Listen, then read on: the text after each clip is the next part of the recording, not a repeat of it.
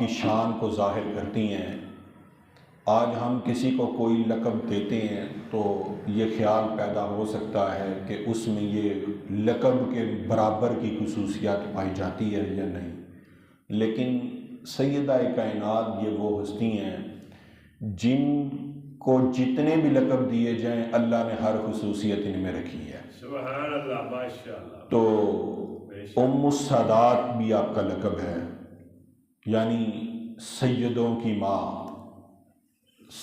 سید کہتے ہیں سردار کو، یعنی سرداروں کی ماں سیدہ کائنات۔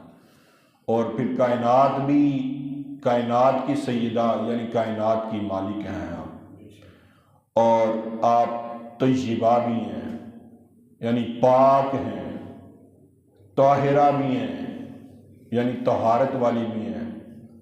آپ کو زہرا بھی کہا جاتا ہے، فاطمہ الزہرا۔ زہرا کا مطلب ہوتا ہے کلی، آپ کا لقب ہے زہرا۔ زہرا کا مطلب ہوتا ہے کلی، یعنی جنت کی کلی۔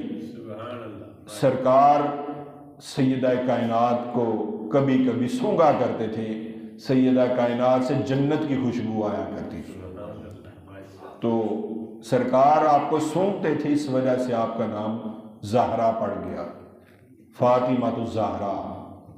پھر آپ کا ایک لقب ہے بتول۔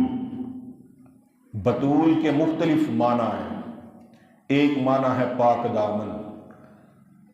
اگر پاک دامن معنی مراد لیا جائے تو اللہ رب العالمین نے سیدہ کو پاک دامن بنایا ہے، سبحان اللہ، فاطمہ بتول۔ بے شک۔ پھر بتول کا معنی، ایک معنی ہے عبادت گزار، تو یہ معنی مراد لیا جائے تو مطلب نکلتا ہے کہ اللہ رب العالمین نے سیدہ کائنات کو عبادت گزار بنایا ہے۔ پھر بتول کا ایک معنی ہے دنیا سے الگ ہو کر اللہ کی راہ میں عبادت کرنے والی، تو اگر یہ معنی مراد لیا جائے تو یہ معنی بھی سیدہ کائنات کی سیرت پر پورا اترتا ہے کہ سیدہ کائنات میں یہ وصف پایا گیا ہے کہ آپ دنیا کے معاملات سے الگ ہو کر صرف اللہ کی یاد میں وقت کو گزارا کرتی تھی۔ تو اللہ رب العالمین نے بے شمار خصوصیات سے سیدہ کائنات کو نوازا ہے۔